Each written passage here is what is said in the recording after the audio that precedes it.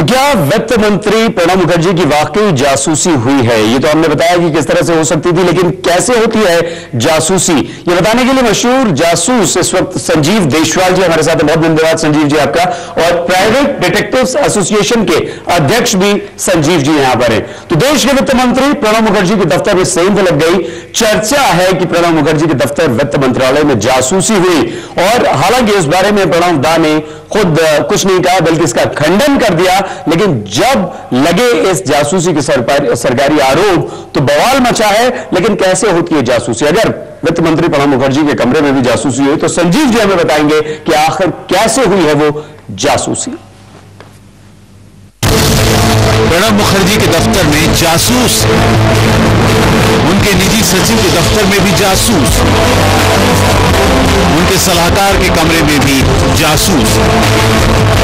किसने भेजे थे वो जासूस? क्या थे वो सरकारी जासूस?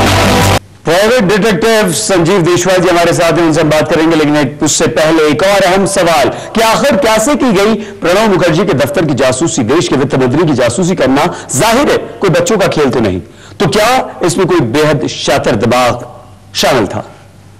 संजीव देशवाल जी प्राइवेट डिटेक्टिव हैं हमारे साथ हैं। लेकिन सबसे पहले संजीव जी हम आपसे बात करेंगे वित्त मंत्री के कमरे की। तो वित्त मंत्री के कमरे में हम आपको लेके चले, हालांकि अभी हम वहीं हैं, और इसी तरह कुछ कमरा है वित्त मंत्री प्रणब मुखर्जी का। एक प्राइवेट डिटेक्टिव होने के नाते क्या आपको लगता है कि वाकई जो सबूत मिले हैं, जो चिपचिपा पदार्थ एडेसिव या च्युइंगम मिली है, जासूसी हुई होगी? देखिए, जहां तक हम बात कर रहे हैं एडेसिव की, तो हो सकता है चिंगम ना होकर चिंगम जैसा कोई पदार्थ हो जी, और इस पदार्थ से उसको या तो चिपकाया गया होगा या उसके बाद उसको हाइड हो।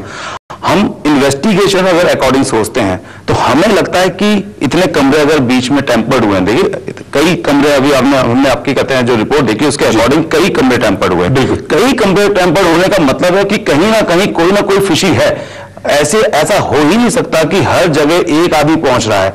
हो सकता है कि 2-3 आदमियों का एक ग्रुप हो, और अनस्किल्ड काम है, क्योंकि अनस्किल्ड इसलिए है कि जहां पे प्रूफ मिल रहे हैं जी। होता क्या है कि अगर स्किल्ड आदमी होता है तो वो अपने माइक को या अपने माइक्रोफोन को या अपने कैमरा को, अपने प्रोडक्ट को लेके आएगा, और साथ में वहां पे किसी तरीके का कोई भी सबूत ऐसा नहीं छोड़ेगा जिसकी वजह से इतनी प्रॉब्लम्स आएंगी। तो ये अनस्किल्ड आदमी का काम है, इसमें कोई दो राय नहीं। और ऐसा लगता है कि शायद कहीं ना कहीं कुछ ना कुछ तो है।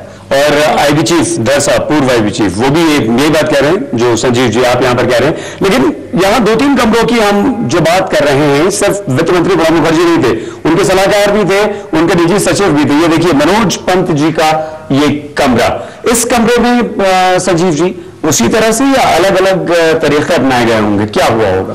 देखिए, मैं ये मानने को तैयार नहीं हूं कि कोई कहते हैं किसी तरीके का पदार्थ या एडेसिव जगह जगह अपने आप चिपक रहा था। नेचुरली कोई ना कोई तो इसको चिपका रहा था, ठीक है। इसमें देखिए, इन्वेस्टिगेशन जब भी होती है तो इन्वेस्टिगेशन स्किल सबकी अपनी अपनी है। हमें बड़ी हैरानगी की बात है कि इन्वेस्टिगेशन अगर हुई, इन्वेस्टिगेशन अगर कुछ नहीं मिला तो where is the case property? Case property का मतलब यह है कि अगर वहां पे किसी तरीके के पदार्थ पाए गए थे, चाहे वो इसे हम चिंगम बोल रहे हैं, क्योंकि हमारे पास इनकम्प्लीट इंफॉर्मेशन है, हमें नहीं पता कि एग्जैक्टली वो चिंगम है या चिंगम जैसा कोई पदार्थ है, हमारे पास नहीं है, किसी मीडिया वाले के पास नहीं है, ये सिर्फ एक इंफॉर्मेशन है। तो अगर वो इंफॉर्मेशन केस प्रॉपर्टी किसी के पास होती तो उस इन्वेस्टिगेशन को आगे भी चलाया जा सकता था। उसके फोटोग्राफ लिए जा सकते थे, उसके ऊपर फिंगरप्रिंट्स होने चाहिए थे। फिंगरप्रिंट्स नहीं है, अगर किसी ने उसे चिपकाया तो नेचुरली किसी अंगूठे से या किसी चीज से तो चिपकाया गया होगा। और उसके पीछे की अगर कोई चीज हाइड की गई हुई तो उसकी अपनी एक केस प्रॉपर्टी है, उसकी अपना एक टेक्सचर है। वो टेक्सचर का फोटोग्राफ्स कहां है?